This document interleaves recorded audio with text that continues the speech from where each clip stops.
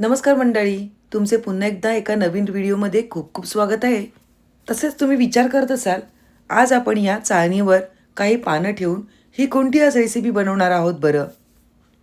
तसेच ही रेसिपी अगदी सोपी आहे, झटपट होणारी आहे, शिवाय चवीला सुद्धा खूप छान अशी लागणारी आहे. त्यामुळे व्हिडिओ कुठेही स्किप न करता शेवटपर्यंत नक्कीच बघा. चला तर थेट रेसिपीकडे वळूया. तर सुरुवातीला आपल्याला 1 कप एवढे तांदूळ घ्यायचे आहेत आणि ते आदल्या दिवशी आपल्याला भिजत घालायचे आहेत.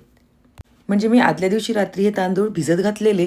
आता हे आपल्याला भिजत घालायच्या अगोदर स्वच्छ असे धुवून घ्यायचे आहेत. म्हणजे त्याच्यावरची काही घाण वगैरे असेल तर ती सगळी निघून जाईल. ते मी 1 ते 2 पाण्यामधून स्वच्छ असे धुवून घेतलेले आहेत. तांदूळ चोळून घेतल्यानंतर त्याच्यावरचं पाणी काढून टाकायचं आहे आणि त्यामध्ये पुन्हा चांगलं पाणी भरायचं आहे आणि ओव्हरनाईट म्हणजे जवळपास 5 ते 6 तासासाठी आपल्याला हे तांदूळ असेच भिजत ठेवायचे आहेत. तर या ठिकाणी आपले 5 ते 6 तास झालेले आहेत. आता आपण बघून घेऊया आपले तांदूळ कसे झालेत ते. तर या ठिकाणी तांदूळ हातात घेतल्यावर त्यातला तांदूळ हा लगेच मोडला जातोय. म्हणजे आपले तांदूळ हे पाण्यामध्ये छान असे भिजले गेले आहेत. पुन्हा एकदा जवळून दाखवते. बघितलेत ना, तांदूळ आपले छान असे भिजले गेलेले आहेत. आता यावरचं सगळं पाणी काढून घ्यायचं आहे आणि आपल्याला एका गाळणीवर हे तांदूळ गाळून घ्यायचे आहेत. आपल्याला फक्त 5 मिनिटच हे गाळणीवर तांदूळ काढून घ्यायचे आहेत. म्हणजे त्यातलं एक्स्ट्राचं जे पाणी आहे ते निघून जाईल. आता आपल्याला हेच तांदूळ मिक्सरमधून बारीक असे वाटून घ्यायचे आहेत. तर मिक्सरमध्ये हे तांदूळ घालून आपण बारीक असे वाटून घेऊया. मी 2 बॅचमध्ये हे तांदूळ वाटून घेत आहे. आता पहिली बॅच झालेली आहे. आता दुसरी बॅच मी ह्यामध्ये पुन्हा घालून घेते आहे. तांदळाची मस्तपैकी बारीक अशी पेस्ट तयार करून घेते. तर इथे तांदळांची बारीक अशी पेस्ट तयार झालेली आहे. तुम्ही इथे बघू शकता, ते तुम्हाला दिसत असेल. आता ह्याच बॅटरमध्ये आपण 2 चमचे एवढं मैद्याचे पीठ घालून घेणार आहोत. तर आपण 2 चमचे एवढं मैद्याचे पीठ घालून घेऊया आणि तसेच थोडे चवीपुरते मीठ घालून घेऊया आणि पुन्हा मिक्सरमधून बारीक असा फिरवून घेऊया. मिक्सरमध्ये फिरवून झाल्यानंतर आपल्याला गाळणीमध्ये हे गाळून घ्यायचं आहे. म्हणजे ह्याच्यामध्ये काही कण्या वगैरे राहिल्या असतील तर त्या गाळणीवर राहतील आणि छान असं प्लेन असं आपलं बॅटर तयार होईल. तोपर्यंत तुम्ही सांगा, तुम्ही आपल्या चॅनलला सबस्क्राईब केलं की नाही. जर सबस्क्राईब केलं असेल तर ठीकच आहे आणि जर सबस्क्राईब केलं असेल तर पटकन सबस्क्राईब करा. तसेच बाजूला असलेल्या बेल आयकॉनवर प्रेस करायला विसरू नका. म्हणजे असे साधे, सोपे, चविष्ट आणि खमंग रेसिपीज तुम्हाला नेहमी बघायला भेटतील. आता या ठिकाणी आपण तांदळाचे सगळे बॅटर यामध्ये घालून घेतलेले आहे.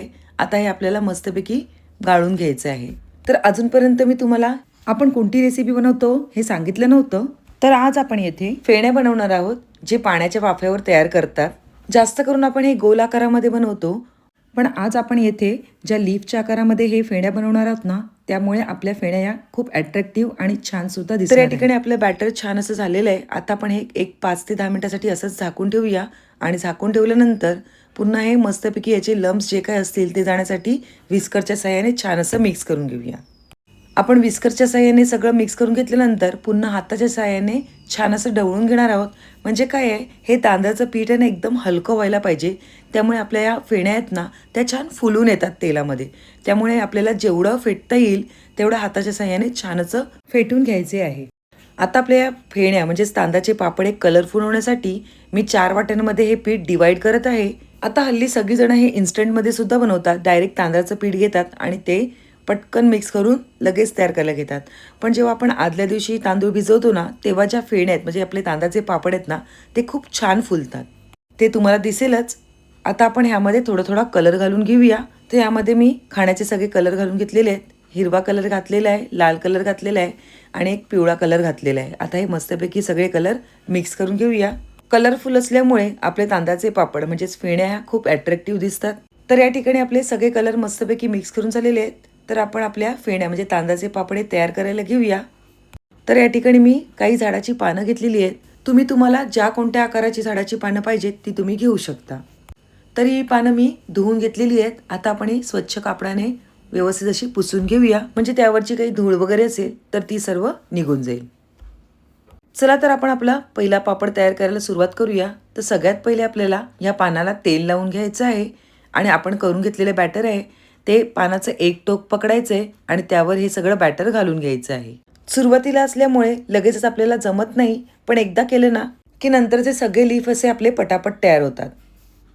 तर या ठिकाणी आपला पहिला लीफ तयार झालेला आहे, तो मी साईडला ठेवून घेतलेला आहे. अशाच प्रकारे आपल्याला दुसऱ्या लीफ म्हणजे दुसऱ्या पानाला सुद्धा तेल लावून घ्यायचं आहे आणि त्यावर सुद्धा आपण ज्याप्रमाणे पहिलं बॅटर घातलं त्याचप्रमाणे आपल्याला दुसरं बॅटर हे पानाचं एक टोक पकडायचं आहे आणि त्यावरून हे बॅटर सोडायचं आहे, म्हणजे लगेचच आपलं बॅटर सगळं पानाला लागलं जाईल. तर या ठिकाणी मी 6 पानं अशा प्रकारे करून घेतलेली आहेत.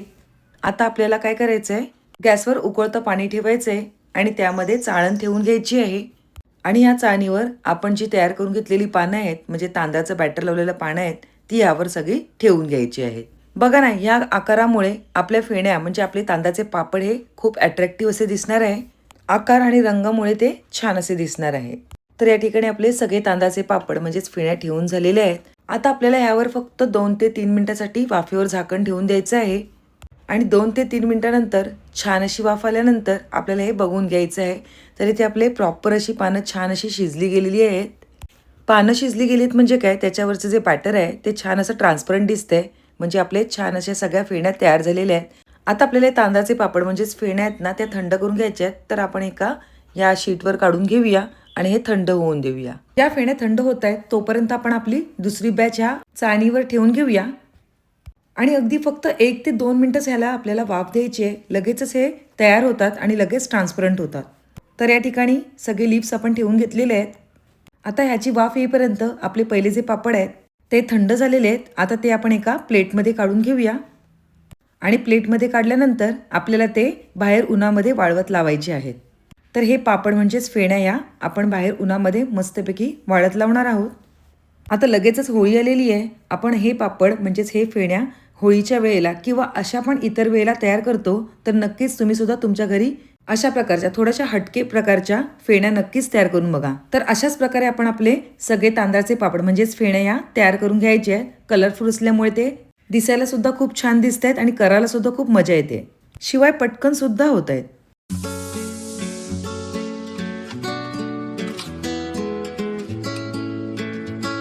तर अशा प्रकारे आपली दुसरी बॅच आणि तिसरी बॅच सुद्धा झालेली आहे. आता हे स्टीम मधून काढलेले जे लीफ आहेत ते थंड होण्यासाठी ठेवून देऊया आणि थंड झाल्यावर पुन्हा हे एका प्लेटमध्ये काढून उन्हामध्ये वाळत लावून घेऊया. बघितलं ना, दिसायला सुद्धा खूप अट्रॅक्टिव्ह अशी ही पानं दिसत आहेत. तर हे आपण आता उन्हामध्ये लावून येऊया. आता हे तांदळाचे पापड म्हणजेच फेण्या या वर्षभर सुद्धा टिकतात. त्यासाठी आपल्याला यांना छान असं ऊन दाखवायचं आहे. जवळपास आपण इथे 2 दिवस छान असं कडक ऊन यांना दाखवणार आहोत. तर या ठिकाणी मस्तपैकी यांना ऊन भेटलेलं आहे आणि आपल्या फेण्या म्हणजे तांदळाचे पापड सुद्धा रेडी झालेले आहेत.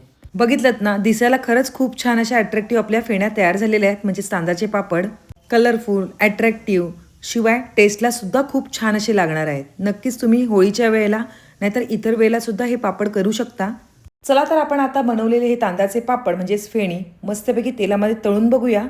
तर अगोदरच मी गॅसवर तेल गरम करत ठेवलेलं. आता आपण तयार झालेल्या पापडामधील एक पापड ह्यामध्ये घालून घेऊया आणि आपण बघूया की आपला वाव येथे मस्तपैकी आपला पापड फुललेला आहे. आकाराने लहान होता पण आता फुलल्यावर एवढा मोठा पापड आपला इथे तयार झालेला आहे. अशाच प्रकारे आपण आपला दुसरा पापड सुद्धा बघूया. वाव, कलरफुल आणि खूपच छान असे पापड आपले तयार झालेले आहेत. शिवाय टेस्टला सुद्धा खूप छान हे पापड लागतात.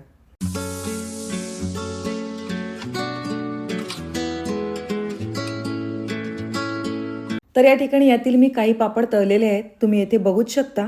आपण तयार केलेले पापड हे आकाराने लहान होते आणि तळल्यानंतर ते डबल साईजचे एवढे मोठे झालेले आहेत. तर ते तुम्हाला दिसतच असेल.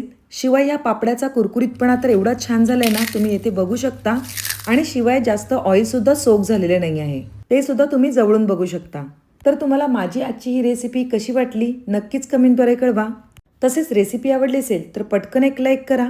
तसेच तुमच्या फ्रेंड्स आणि रिलेटिव्ह सोबत आपली ही लिंक शेअर करा आणि आपल्या या चॅनलला म्हणजेच तन्वीज रसोई या यूट्यूब चॅनलला लाईक, शेअर आणि सबस्क्राईब करायला अजिबात विसरू नका. पुन्हा एक नवीन रेसिपी घेऊन येऊया. तोपर्यंत बाय बाय. थँक्यू.